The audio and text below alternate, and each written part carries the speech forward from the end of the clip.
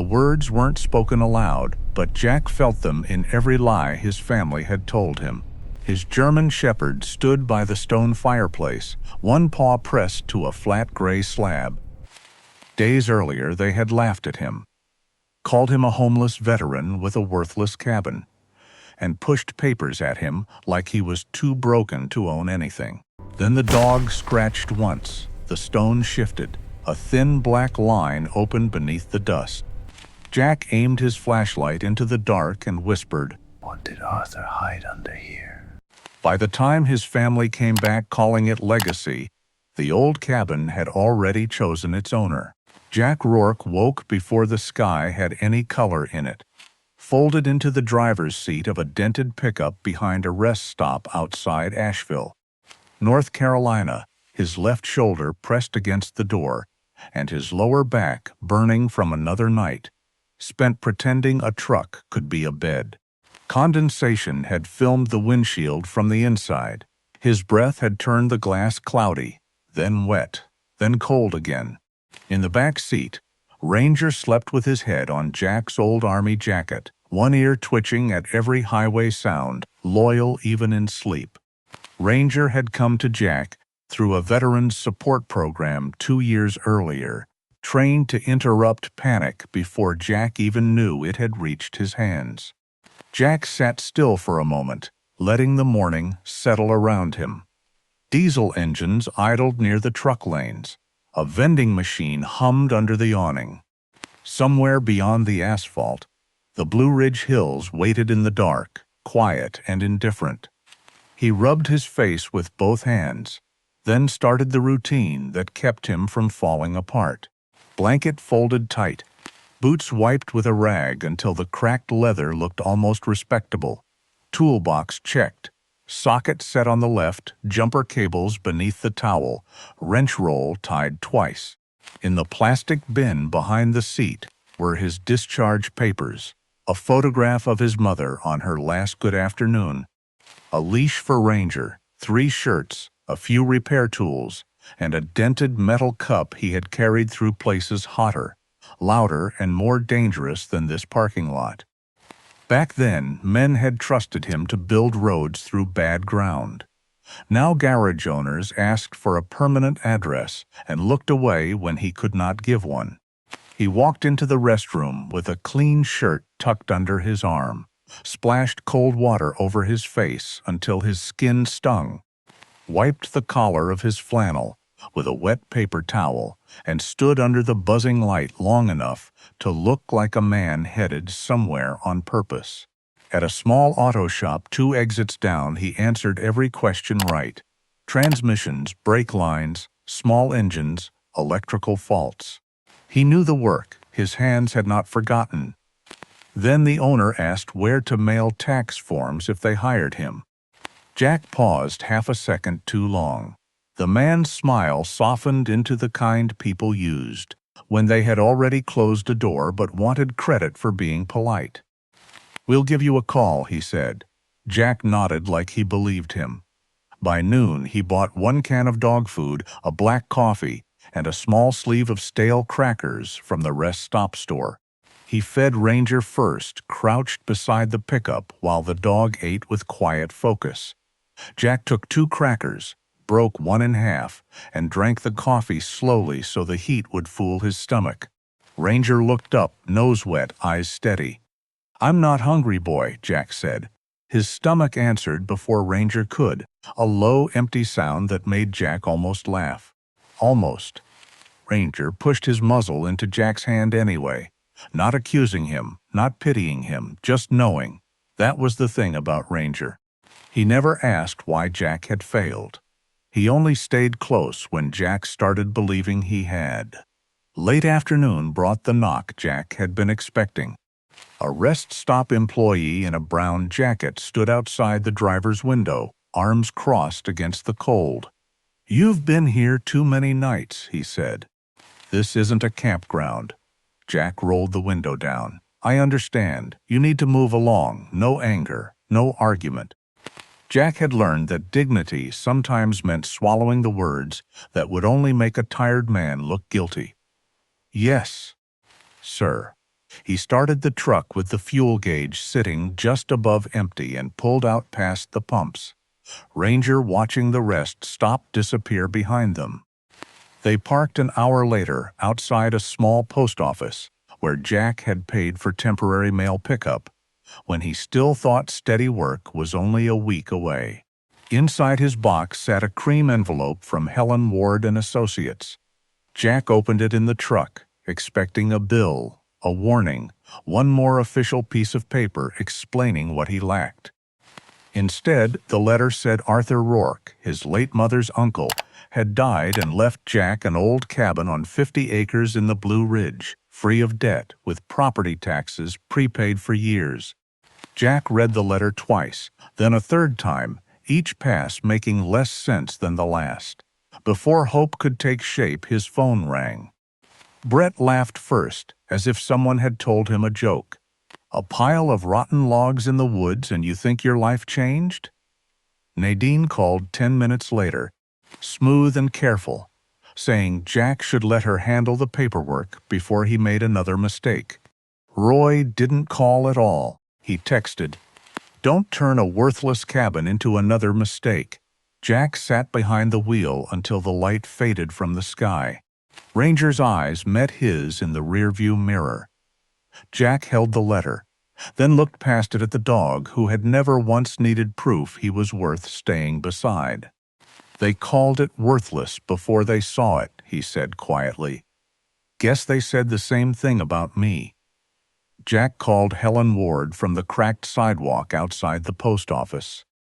One hand holding the letter, the other resting on Ranger's head, as if the dog could keep the ground from moving under him. The phone rang 4 times before an older woman answered, her voice calm in a way that made Jack stand straighter, without meaning to. "Yes," she said, "the letter was real. Yes, Arthur Rourke had named Jack as sole heir. No, the cabin was not to be split, sold on behalf of the family, transferred, managed, or placed under anyone else's authority.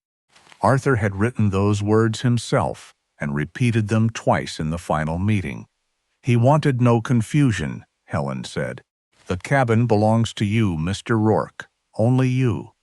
Jack looked down at his boots, at the pale dust gathered in the cracked leather. "I barely knew him. He knew more about you than you think." Helen paused, papers shifting faintly on her end. "Arthur attended your mother's funeral. He saw who stayed after the service." Jack's throat tightened before he could stop it. He remembered that day in pieces. Cold coffee in paper cups, folding chairs scraping against the church hall floor, a bill from the funeral home that had been higher than expected. Brett leaving early because he had clients, though he still owed Jack's mother money from a loan she had made him during his last business slump. Nadine whispering about whether Jack's mother had a life insurance policy. Roy smoking by the parking lot and asking if anyone knew what her house might sell for, though he still owed Jack $800 from the winter. Jack had paid his power bill. Jack had stayed until the last chair was stacked, paid the remaining balance on a credit card he could not afford. Thanked the funeral director, the pastor, the woman who had brought sandwiches nobody ate. He had not known anyone noticed. Arthur noticed, Helen said, as if she had heard the memory forming. He said character shows up after the crowd leaves. By late afternoon, Jack agreed to meet Brett, Nadine, and Roy at a roadside diner west of Asheville, because part of him, the old foolish part, still wanted to believe family could speak without taking. Ranger walked beside him across the gravel lot, close enough that Jack felt the brush of fur against his leg. Inside, the diner smelled of burnt coffee, fryer grease, and rain-soaked coats. Brett had taken the center of the booth like he owned it. Nadine sat with a leather folder in front of her. Roy kept checking his phone, tapping one heel under the table. They had already ordered. Nothing for Jack. "We're glad you came," Nadine said, using the soft voice she saved for bad news and closing deals. "This doesn't have to become complicated." Jack slid into the booth. Ranger settled beneath the table, his body pressed against Jack's boots. Nadine opened the folder and turned a stack of papers toward him. "It's just authorization. I can negotiate the sale, speak with Helen, deal with inspections, taxes, all of it. You don't have the bandwidth for this right now." Brett leaned back and gave Jack a look that had followed him since he lost the apartment. "You're sleeping in a truck, Jack. Let's stop pretending you're in a position to manage property." Roy gave a short laugh. "A normal person would take help." The word normal landed harder than Jack expected. He had gone 2 nights without real sleep. His stomach was hollow. His hands still smelled faintly of gasoline from checking a stranger's alternator for $20 that morning. The papers blurred at the edges. Nadine set a pen near his fingers. "Sign it and we'll keep you from making this worse." Jack picked up the pen. Not because he trusted them, because exhaustion can sound like reason when it gets loud enough. Under the table, Ranger stood. His head rose against Jack's knee, then his muzzle pressed into Jack's wrist, steady and warm. Jack looked down. Ranger's eyes were fixed on him, not begging, not pulling, just there. Jack's breathing slowed. He looked back at the page and saw the line Nadine had carefully placed beneath his hand. Full authority to sell, transfer, liquidate, and execute related decisions. Full authority, not help, control. Jack set the pen down. Nadine's mouth tightened. Brett's face darkened before he spoke. Jack looked from one face to the next, seeing hunger dressed up as concern. "If this cabin is worthless," he said, "why are you all so desperate for my signature?" The booth went quiet. Roy looked away first. Nadine closed the folder with careful fingers. Brett leaned forward, voice low. "You'll regret this." Jack stood. Ranger rose with him. "Maybe," Jack said, "but at least it'll be my regret." He walked out without looking back, the bell over the diner door giving one small, clean ring behind him. Outside, evening had settled over the road, headlights moving through the mist like slow ghosts. A message from Helen waited on his phone. It was a photograph of a note Arthur had left in the file, written in a narrow, steady hand. A man who still respects broken things may be the only one who can see what is hidden inside them. Jack read it twice. Ranger leaned against his leg, solid as a promise. Helen Ward drove ahead in a dust-colored Subaru, slow enough that Jack's pickup could follow without punishing the old suspension any more than the mountain road already did. Ranger sat upright in the passenger seat, nose near the cracked window, breathing in every shift of the Blue Ridge air as Asheville fell behind them, and the world narrowed into pine, stone, and climbing gravel. Hollow Creek Ridge was not the kind of place people reached by accident. The paved road ended outside Briar Glen, a town small enough to have one gas station, one diner, one feed store, and a courthouse annex with faded flags out front. After that came a county road, then a forest road, then a track that looked less driven than remembered. Dry mud held the old scars of tires. Moss climbed the rocks. A thin creek ran beside the slope, flashing silver whenever sunlight broke through the trees. Jack kept both hands on the wheel. Part of him expected the place to disappoint him. A collapsed roof, a rotted porch, a joke wrapped in legal paper. His family's laughter had followed him up the mountain, Brett's voice especially, because some people could stand beside you for years and still only know how to name your failures. Then Helen's Subaru slowed near a bend, and the cabin appeared through the trees. Jack took his foot off the gas without meaning to. It stood in a clearing tucked against the ridge, weathered dark by rain and years, with a metal roof dulled almost silver, and a stone chimney rising from the center like it had been planted there before the trees. The front porch leaned a little. The steps had grooves worn into them. The logs were old, no question. But old was not the same as ruined. Jack saw that before he opened the door. The roofline held straight. The door frame sat square, the hinges had been oiled. Firewood was stacked under cover, split clean and arranged by size. Drainage trenches ran along both sides of the cabin, shallow but smart, cut by a man who understood water always found weakness if you gave it time. Helen stepped out and watched Jack take it in. "Arthur built most of it himself," she said. "Repaired the rest as long as his hands allowed." Jack nodded, but did not trust his voice yet. Ranger jumped down and moved with careful purpose, not wild with excitement, not nervous either. He circled the porch, sniffed the bottom step, then followed Jack inside when Helen unlocked the door. The air held the dry smell of pine boards, cold ash, machine oil, and something faintly herbal from bundles hanging near the kitchen window. A wood stove sat black and solid in the main room. A hand pump rose from the sink. Solar lamps hung from hooks. Maps covered one wall, marked with pencil lines and dates. On the workbench, tools hung inside outlines drawn on pegboard. Each one returned to its place with almost military patience. Bridge models stood on a shelf, thin wooden spans over tiny carved ravines, not toys, studies. Memory made with hands. Jack ran his fingers over a notebook filled with measurements, weather notes, repair lists, and small observations about the ridge. Arthur had not abandoned this place. He had listened to it. Ranger moved from room to room, then stopped near the stone fireplace. His ears rose. He lowered his nose to the flat stones in front of the hearth and stood still, breathing slowly. Jack glanced over.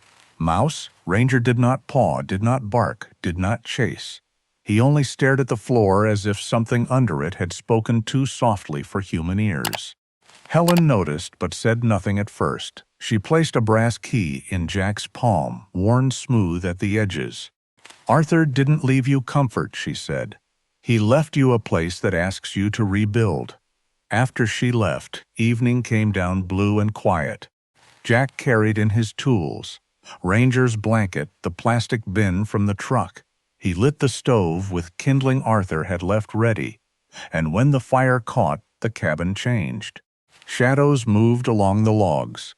Heat gathered near the floor.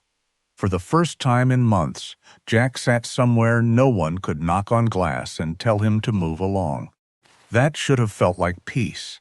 Instead, it scared him. When you had lived too long waiting to lose the next thing, safety felt suspicious. Near midnight, Ranger rose from beside the hearth, placed one paw on a flat stone before the fireplace, and looked back at Jack. Jack leaned forward, the firelight catching the dog's eyes. "What do you hear under there?" The next 3 days gave Jack something he had not realized he missed until his hands found it again. Work that answered back. Not applications sent into silence. Not polite refusals from men who looked past him the moment he admitted he had no address. Real work. Wood that split when struck clean. Screws that bit into old boards. Gutters that carried water away once he cleared the pine needles and bent the brackets back into shape. He replaced 2 soft planks on the porch, tightened the hand pump until it stopped coughing air, checked the roof seams before the afternoon rain, and cleaned Arthur's workshop with a care that felt almost like apology. Every tool had a shadow drawn behind it on the pegboard.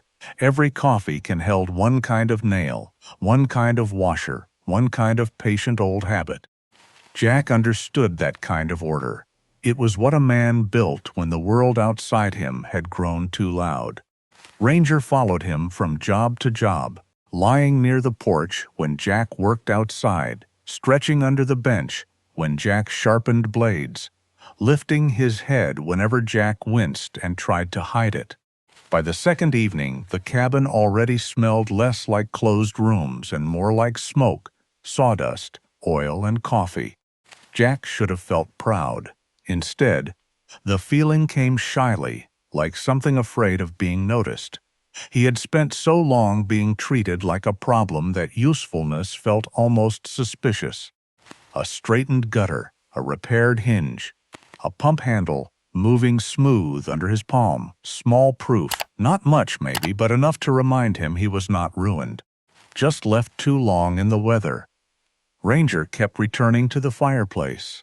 The first time, Jack laughed under his breath and told him to leave the ghosts alone.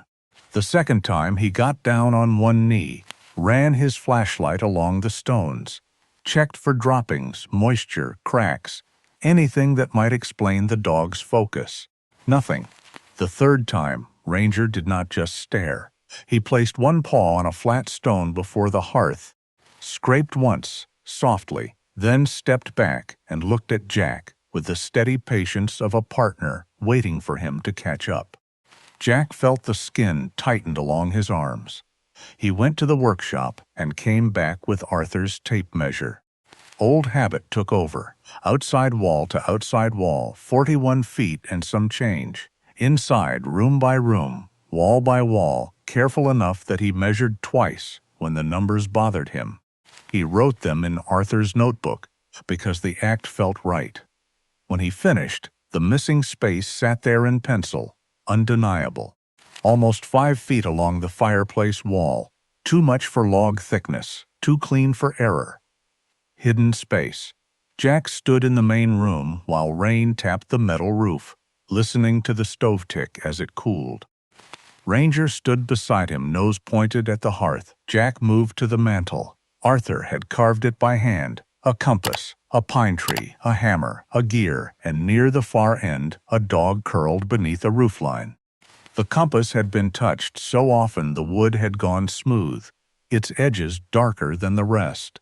Jack pressed it with his thumb. Nothing. He pressed harder, then shifted slightly north, where the carved needle pointed. A soft click sounded inside the wall. Ranger's ears snapped forward. Dust trembled in the seam before the hearth. Then a hairline split appeared across the stone floor, so fine Jack might have missed it if the firelight had not caught the edge. He did not move for several seconds. A younger man might have yanked it open.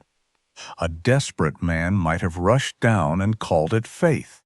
Jack had survived too much bad ground to trust a dark space without asking questions first. He opened both windows, brought a candle, lit it, and lowered it toward the gap after prying up the stone with a crowbar. The flame held steady. He tied a rope around the center post, looped the other end through his belt, pulled on gloves, pocketed a folding knife, and took a flashlight from the workbench. Ranger tried to step forward. Jack touched his chest. "Stay up here."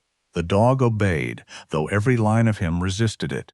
Beneath the stone was a narrow stairway cut into darkness, dry and steep, the air cool enough to raise gooseflesh on Jack's neck. He descended slowly, one boot at a time, the rope whispering against the floor above. At the bottom, his light found a steel door set into the foundation. Old, heavy, waiting. Across it, letters had been carved deep enough to outlast dust, damp, and disbelief, for the one who never stopped repairing what others threw away. Jack read it once, then again, feeling the words land somewhere deeper than fear. Above him, Ranger stood at the open floor, silent and watchful. Jack looked up into the square of firelit room and gave a breath that was almost a laugh. "You found it before I did." Jack found the key because Arthur had built the workshop with the same logic as the cabin. Every tool had a place, and every hidden place had a pattern. After the steel door refused every key on Arthur's ring, Jack climbed back into the cabin with dust on his sleeves and questions pressing against his ribs. Ranger went straight to the rear wall of the shop, nosed behind a narrow cabinet, then looked back. Jack pulled the cabinet away and found a small metal tool case bolted to the wall, hidden behind a board that matched the grain too well to be accidental.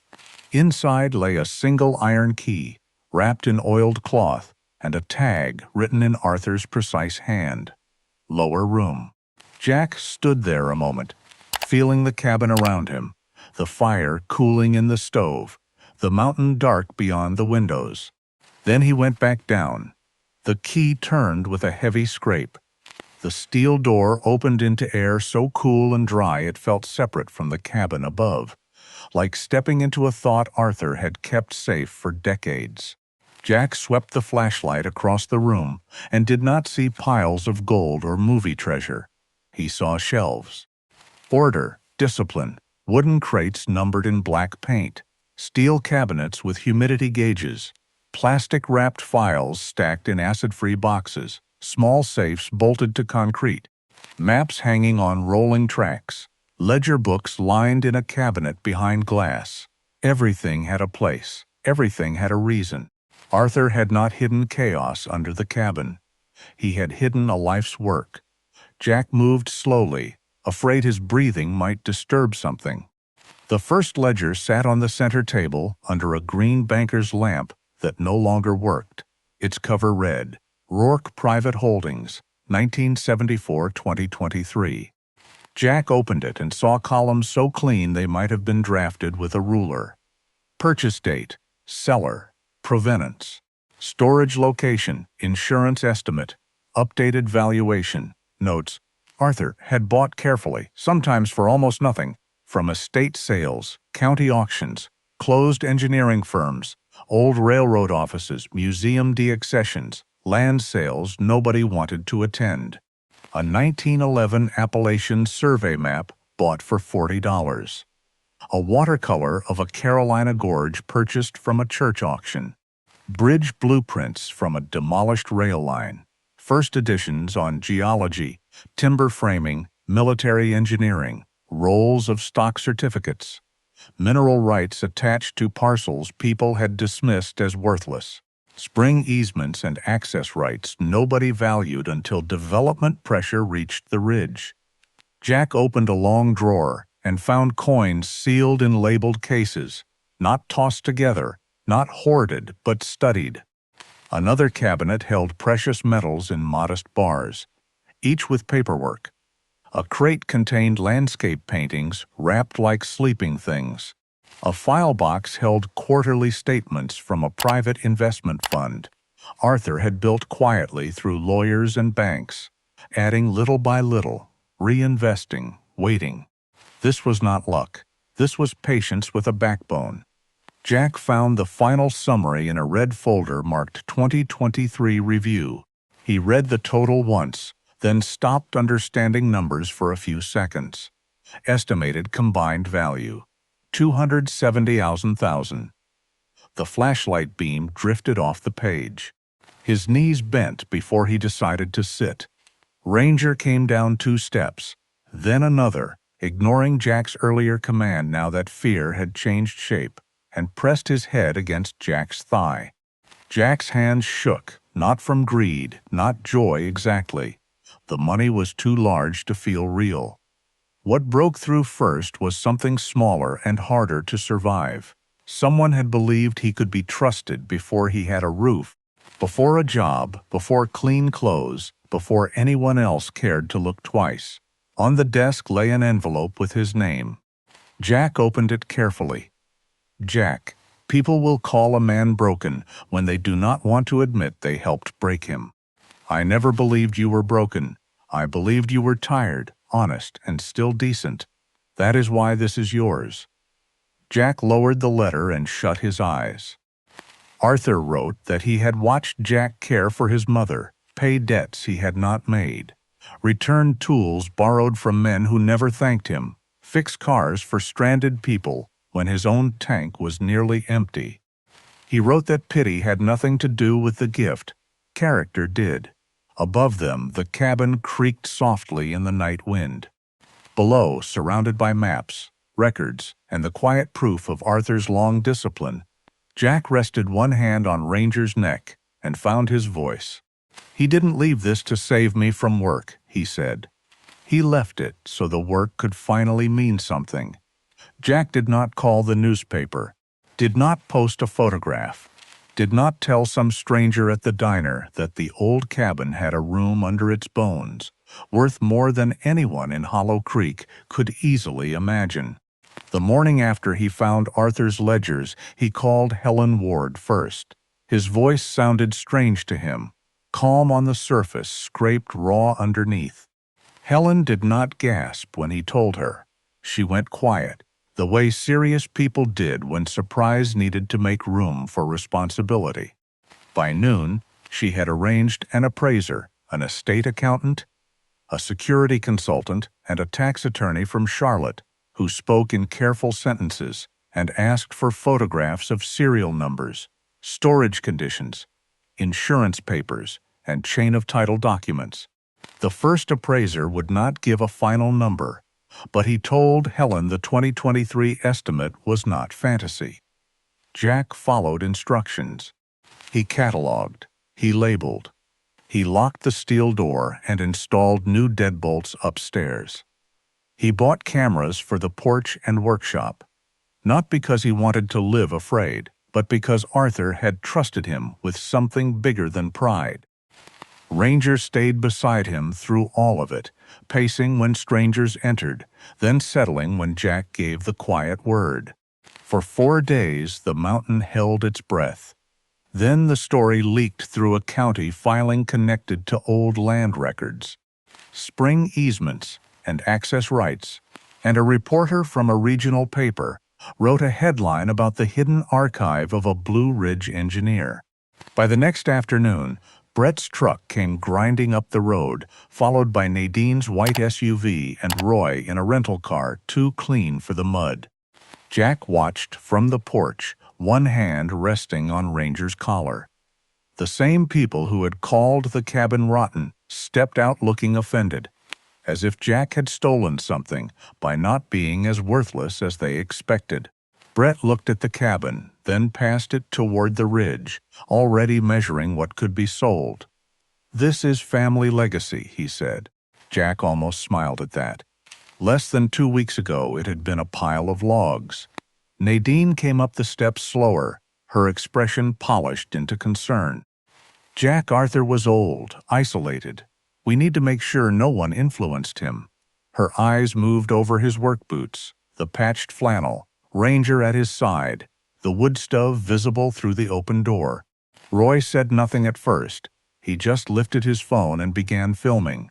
The pump, the porch, the gravel road. Jack's pickup with its rusted wheel well. Ranger lying under the bench. Each image collected like evidence for a story they had already written. Unstable veteran, remote cabin, too much money, needs supervision. "Stop recording," Jack said. Roy lowered the phone halfway. "Just documenting conditions. You're on my property." Brett's face tightened. Listen to him. Not even 2 weeks with a deed, and he's already talking like a land baron. Ranger stood suddenly, not at Brett, but toward the pickup.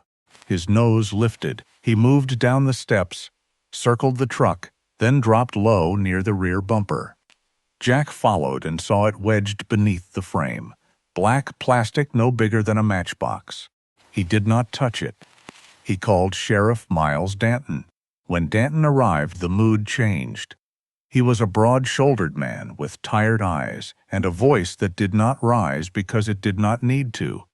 He photographed the device, removed it with gloves, sealed it in an evidence bag, and looked at Brett, Nadine, and Roy long enough to make Roy put the phone away completely. "This isn't family concern," the sheriff said. "This is tracking a man without consent." Nadine's face cooled. "Sheriff, we're worried about him. He has a history, no stable address, no steady employment, military trauma. Now he's alone in the woods with a dog and assets he can't possibly manage." There it was. The phrase came next, soft and poisonous. "An unstable veteran can be taken advantage of." Jack felt the old shame rise, hot and familiar, but it did not own him this time. Brett stepped closer, voice low enough for cruelty, loud enough for everyone to hear. "A judge won't see a millionaire. He'll see a man who slept in a truck with a dog." Ranger leaned against Jack's leg. Jack looked at the cabin, at the repaired gutter, at the porch Arthur had built. At the door no one had cared about until money gave it meaning. He turned back to Brett. "Then I'll show the judge why that man still deserves respect." The petition arrived on a Tuesday morning in a white envelope, hand-delivered by a deputy who looked sorry before he said a word. Jack signed for it on the porch, with Ranger standing close enough that the deputy kept his hands visible. Then watched the cruiser roll back down the gravel road, leaving dust and a stack of accusations behind. Brett, Nadine, and Roy were asking the court for an emergency conservatorship and a temporary receiver over Arthur's estate assets. Not because they had inherited it. They had not. Not because Arthur's will was unclear. It was not. Their argument was uglier than that. Trauma, unstable, isolated, financially irresponsible, a man with no fixed address, a veteran living alone in a remote cabin with a dog. Jack read those words at Arthur's kitchen table until the letters seemed to crawl. He had heard men yell in combat zones and stay calm. He had watched bridges fail under floodwater and still found the next step. But this was different. This took the worst season of his life, flattened it into evidence, and handed it to a judge like proof he was less than whole. His first instinct was to handle it alone. That instinct had carried him through too many nights to dismiss. Fix your own engine, pack your own wounds, swallow your own fear. Don't ask unless you have no blood left to give. When Helen arrived, he had already made coffee and stacked the petition pages in perfect order, as if neatness could make them less cruel. "I can fight it," he said. Helen took off her coat, sat across from him, and looked at the papers without touching them. "You can stand in front of it," she said. "That's not the same thing as fighting it well." Jack's jaw tightened. "I don't need people taking over." "No," Helen said. "You need people standing beside you." He looked away first. Pride had kept him alive, but lately it had started to feel like a locked room. Helen's voice softened without losing its edge. "Pride keeps you standing. Wisdom tells you when to let someone stand beside you." That sentence stayed with him longer than he wanted it to. By evening, Helen had brought Miriam Vance to the cabin, an estate attorney from Raleigh, with silver-rimmed glasses, and the kind of calm that made panic feel unprofessional. Colin Brooks, a financial advisor, came the next day and spread Arthur's records across the table with almost reverent care. A psychologist who worked with veterans drove up from Charlotte and spoke to Jack for 3 hours, not like a specimen, not like a risk, but like a man whose mind deserved to be understood instead of labeled. Sheriff Danton delivered the report on the tracking device. The old garage owner, Earl Mathis, agreed to testify that Jack had kept repairing customers' cars even after the shop stopped paying him. 2 veterans from a support group in Hendersonville wrote statements about Jack fixing furnaces, hauling firewood, and showing up for men who were worse off than he was. Jack hated needing all of it. He also hated how much it steadied him. There was a difference, he began to understand, between someone reaching for your steering wheel and someone helping you change a tire. One stole control. The other helped you keep moving. Jack found the next piece of Arthur's plan late that night while cleaning the workshop because worry made sleep useless. Jack was cleaning the workshop because worry made sleep useless. Ranger nosed under the drafting table, scratched once at the rear panel, then backed away. Jack knelt and saw a seam hidden beneath years of sawdust.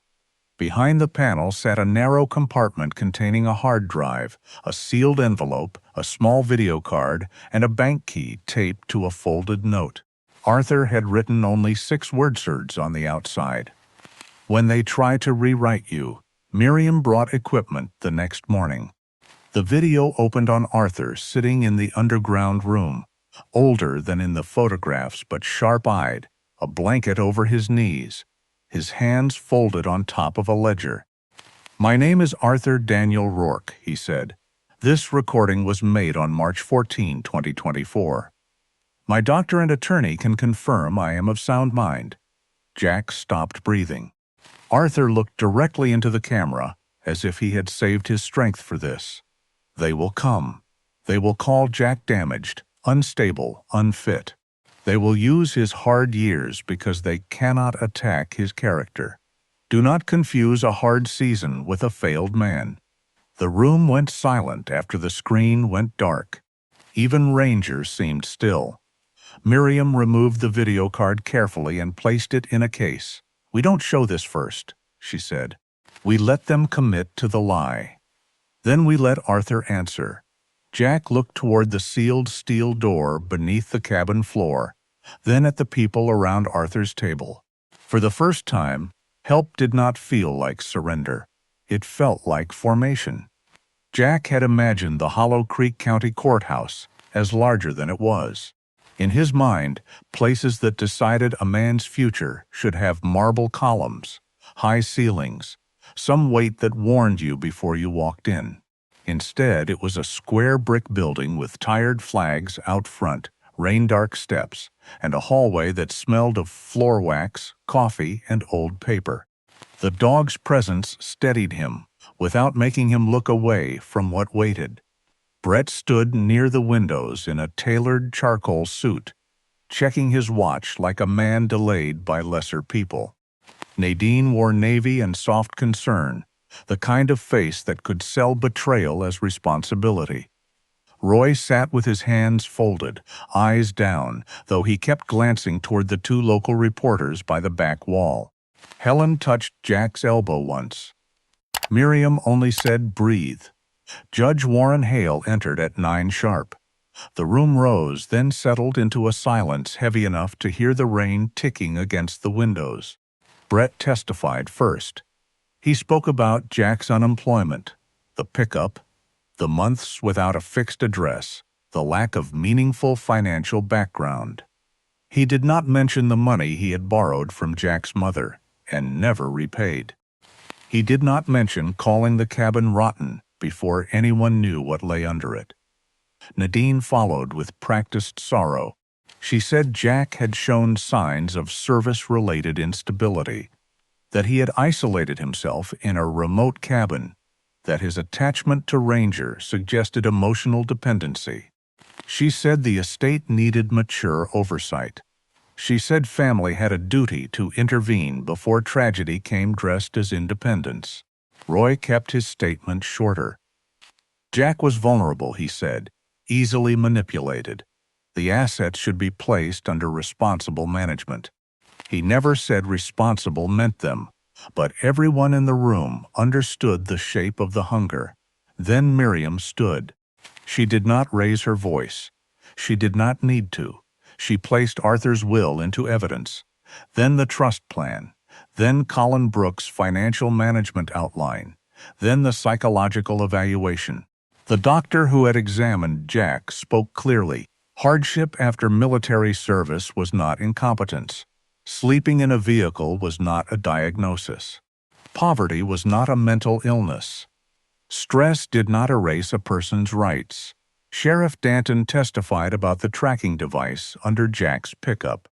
Earl Mathis, the garage owner, admitted on the stand that his shop had owed Jack back wages and that Jack kept repairing customers' cars until the doors closed because he did not want strangers stranded. Text messages showed Brett, Nadine, and Roy mocking the cabin before the news broke, then calling it family legacy afterward. The story they had built began to lose its boards one by one. When Jack took the stand, his hands were calm, though his mouth had gone dry. He did not polish the truth. Yes, he had slept in the pickup. Yes, there were nights he parked under lights because darkness made the shame worse. Yes, he had once chosen between repairing the truck so he could look for work and buying medication he could have used. Yes, he had been tired enough to believe people like Brett when they called him broken. Then he looked at the judge, not at his cousins. "But I never cheated anyone. I never walked away from my mother. I never used another man's weak moment to take what belonged to him." His voice roughened, then steadied. "They judged where I slept. Arthur judged how I treated people when I had nothing left." Miriam let the sentence hang before she played Arthur's video. On the screen, Arthur sat in the underground room, thin but sharp-eyed, speaking as if he had been waiting for that courtroom all along. The estate was his. The choice was his. Jack was the one he trusted. Brett, Nadine, and Roy would call him unstable. Arthur said, because they could not bear the idea that a man they looked down on had been chosen over them. When the video ended, no one moved. Judge Hale removed his glasses and set them on the bench. His ruling came without drama, which somehow made it stronger. The petition was denied. Jack was competent.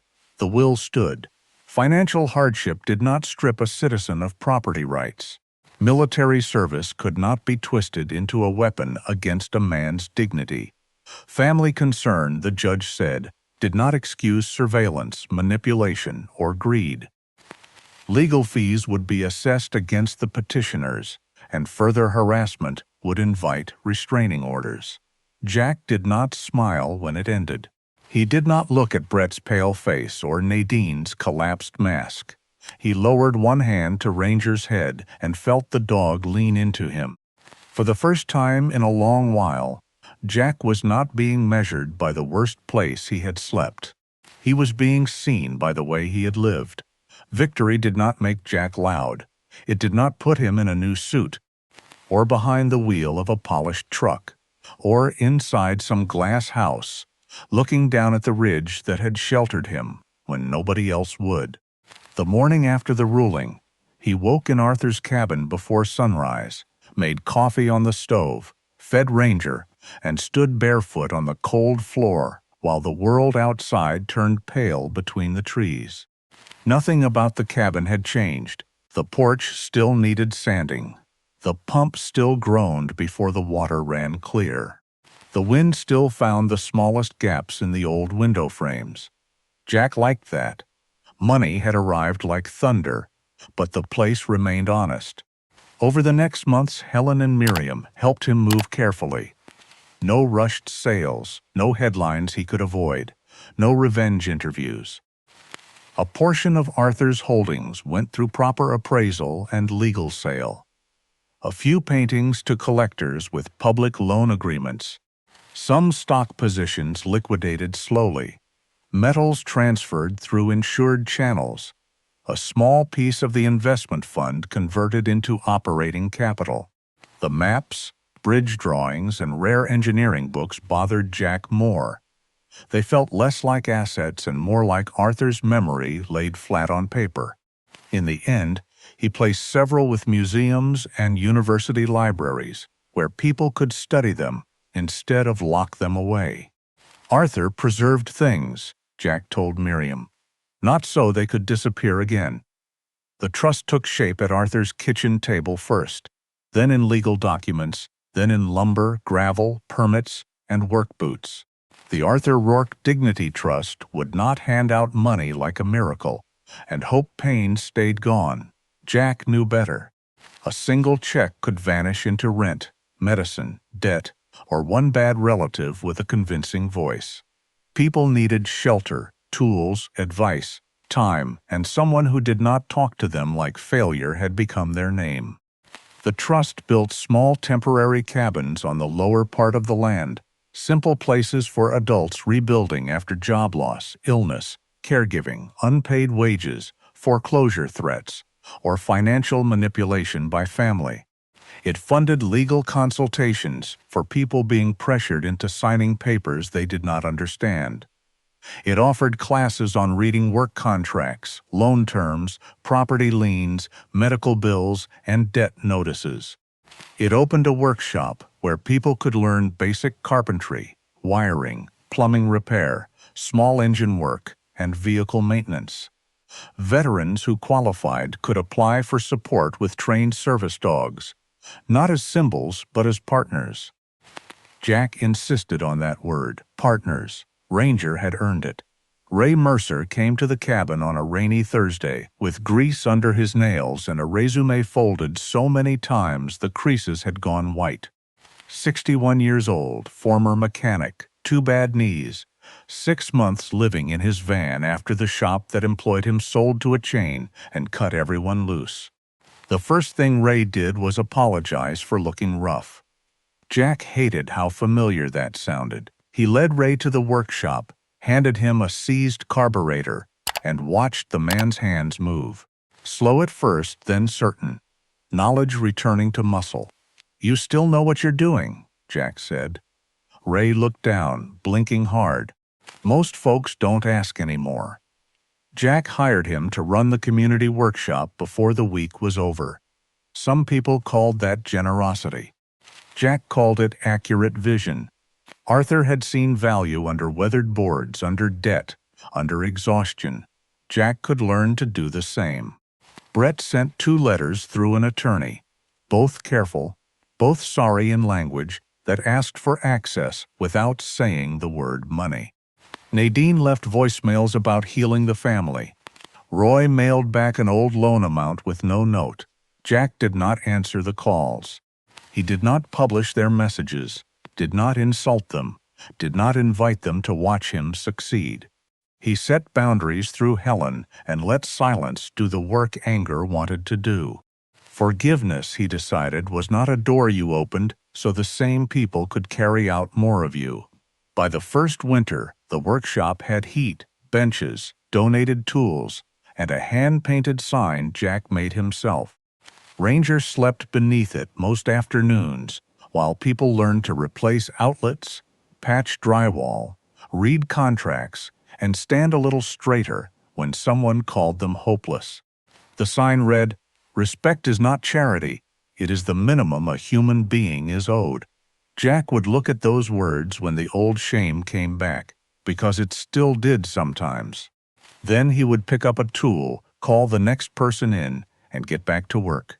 5 years later, nobody in Hollow Creek called Arthur Rourke's cabin a pile of rotten logs.